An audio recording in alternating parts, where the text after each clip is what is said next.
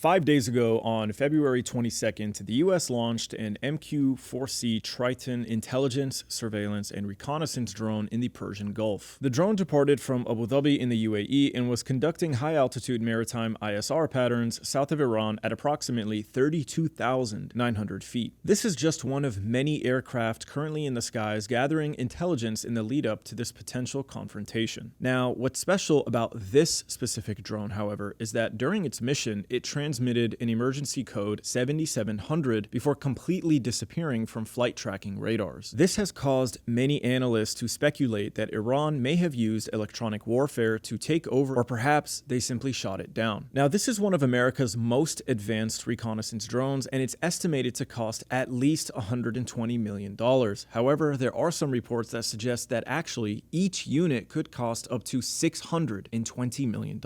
So this is the cream of the crop of American drones simply disappearing from the skies. And apparently, it isn't the first time either, which we will explore later on in this video. Now, this was potentially in response to the US shooting down one of Iran's reconnaissance drones, the Shahid 139, near the USS Abraham Lincoln aircraft carrier position in the Arabian Sea. Now, if this is true, it's clear that there's a bit of a tit for tat in this escalating tension between the US and Iran. Now, it's no surprise, of course, that the US shot down an Iranian drone flying near its aircraft carrier with an F-35. The US is, of course, the world's premier power and is far more advanced than Iran. But it does come as a surprise for people when they hear that Iran can and has done the same to US assets. Now, this was just a reconnaissance drone and not a fighter jet, but it is still significant, and I think it could help us better understand Iran's capabilities before this war potentially breaks out. So I figured I would take this opportunity to share with you all some basic history and information about these drones, since many people are surprised by Iran's capabilities of hacking or shooting down these drones. So let's start by talking about how the potential downing of this MQ-4C Triton is a pretty big deal. Quote, "The timing is strategically consequential because the incident unfolded amid heightened US-Iran friction marked by intensified sanctions pressure, reciprocal drone shootdowns earlier in February 2026, and expanded US naval deployments that have sharpened surveillance density over the Strait of Hormuz. The MQ-4C Triton represents one of the most advanced, high-value, unmanned ISR platforms in the US Navy inventory, meaning its sudden disappearance carries implications not only for tactical situational awareness, but for broader strategic messaging regarding vulnerability and escalation thresholds. Against the backdrop of Iran's earlier accusations of, quote, aggressive surveillance and Washington's framing of maritime monitoring as essential for freedom of navigation, the disappearance risks becoming a symbolic flashpoint capable of reshaping deterrence calculations across the Gulf security architecture. Now let's talk a little bit about what this drone is. The MQ-4C Triton was introduced in 2018 by Northrop Grumman and is considered to be one of the world's most premier reconnaissance drones. It is truly a beautiful unmanned drone with really cool capabilities. It's mostly used by the Navy to patrol the ocean and coastlines. So it is designed to fly through very dense clouds, which requires it to be able to maintain constant communication and connection despite the chaos of severe storms or lightning strikes. In fact, its communication system is believed to be able to withstand lightning strikes. The MQ-4C can fly for more than 30 hours at 55,000 feet at speeds of up to 380 miles per hour. Its surveillance sensors allow it to survey 2.7 million square miles of the ocean, as well as the shoreline or land in a 24-hour period. Its radars can be used in inverse synthetic aperture mode, which basically means it has the ability to survey even on a cloudy day. It's mostly autonomous, so other than telling it where you want it to go and what you want it to do, the operators on the ground don't need to monitor all of its activity. Basically, it has the ability to take photos of ships and accurately classify them and return that data to US ground forces. It also has the ability to detect an enemy's radar signal and triangulate its position, which allows it to avoid enemy radars and even inform other aircraft in the area to avoid it. Now, all of this might sound boring and technical, but you need to understand that it can take what ships, planes, and land sensors are seeing and broadcast it through various data links and fuse that information together to create a common picture of the battle space, which it can then rebroadcast. This capability greatly increases interoperability, situational awareness, targeting efficiency, and sensor picture clarity while providing an alternative to satellite-based communication systems. Basically, this is a powerful, well-connected drone that serves as a node in a broader system of battle space architecture. So this is a very important aircraft that collects important data and helps the Air Force and Navy carry carry out attacks on enemy targets. Somehow, Iran may have hacked this drone to take it down. And it actually isn't the first time that this has happened. You see, the MQ-4C is actually the evolution or upgrade from the RQ-4 Global Hawk. So the MQ-4C Triton is basically the same plane as the Global Hawk, but it was made specifically for the Navy with certain upgrades. In 2019, the US launched this plane in the same exact area in the Gulf. The drone they launched was designed as a prototype for the MQ-4C, so it was essentially the same plane. Iran used a surface-to-air missile system to shoot it down, and I actually saw this downed drone on display in Iran's Aerospace Museum when I visited Tehran last summer. It's believed that Iran may have reverse engineered this drone and now has a version of their own. Now, many people fixate on Iran's basic one-way suicide drones, which are impressive but are also quite basic, which causes people to overlook the more impressive drones like the Shahid 129, which is comparable to the MQ-1 Predator drone, and the Shahid 149 Gaza, which compares to the MQ-9 Reaper drone. So Iran actually has a pretty impressive homegrown drone development program that might play an important role in this potential war with the US. And of course, it goes beyond just collecting intelligence or reconnaissance of where the aircraft carrier might be. It can also drop bombs. Returning now to intercepting US drones, it might also come as a shock for people to learn that the Yemenis shot down 17 MQ-9 Reaper drones in the last 2 years. 17. The Yemeni war with the US last year is an interesting case study for this potential conflict with Iran, and I think we should briefly explore it. In response to the Gaza genocide, the Yemenis blockaded the Red Sea by carrying out attacks and hijackings on maritime traffic passing through the narrow Bab el-Mandeb Strait. Now, the Yemenis allowed certain ships through, like Russian ships or Chinese ships, but they refused all Israeli-linked ships to apply pressure on the genocidal occupier of Palestine. This eventually extended to European and even American ships. This sent shipping costs through the roof, primarily for insurance coverage, which prompted many ships to divert traffic and sail south of Africa. This bankrupted Israel's port city of Eilat, negatively affected traffic through the Suez Canal in Egypt, and severely harmed busy ports in Europe, primarily the port of Rotterdam. So in March of 2025, Trump decided to go to war with Yemen to reopen the Red Sea and lift the blockade on Israel. Now, the Yemenis love a good fight and have pretty much been at war with American drones and fighter jets since 9/11, so this wasn't something that they were too worried about. Just take a look at this clip of teenage Houthi fighters surviving a Hellfire missile strike from a Reaper drone on their position in the mountain.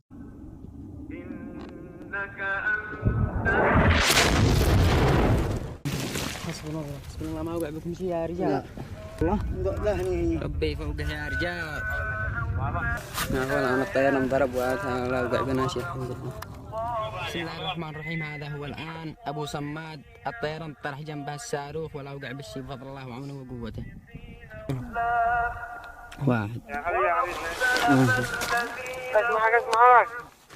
اسمعك. بخير يا صماد. بخير. سلام ربي عليكم يا رجال. سلام ربي عليك يا صماد. ما عاد باقي حد هانك يا ابو. أنا أحيي ثباتكم. يلا. Insane, right? This to me is a really fascinating scene, not to disrespect the Yemenis, but from the Western perspective, they are essentially barbarian savages wearing sandals, hiding in holes in the mountains, yet they're fighting off advanced aircraft like the MQ-9 Reaper drone. It's almost like a scene of the resistance fighting off the Empire in Star Wars. But as rugged as the Yemenis are, they aren't a powerful nation state like Iran. So how could they possibly resist and fight the Americans? Well, they did for 2 months. America pummeled Yemeni positions all over the country and massacred scores of civilians. Despite this, the Yemenis fired their ballistic missiles at Israel and even launched missiles towards US aircraft carriers. So even after all of this bombing by the US, Yemen maintained the ability to keep fighting. The incoming Yemeni missile fire forced the American aircraft carriers to engage in avoiding maneuvers, which led to a few fighter jets falling off the ship and sinking to the bottom of the ocean. And of course, throughout these battles, the Yemenis downed 17 MQ-9 Reaper drones. After 2 months of warfare, 1,100 strikes, and about $2 to $3 billion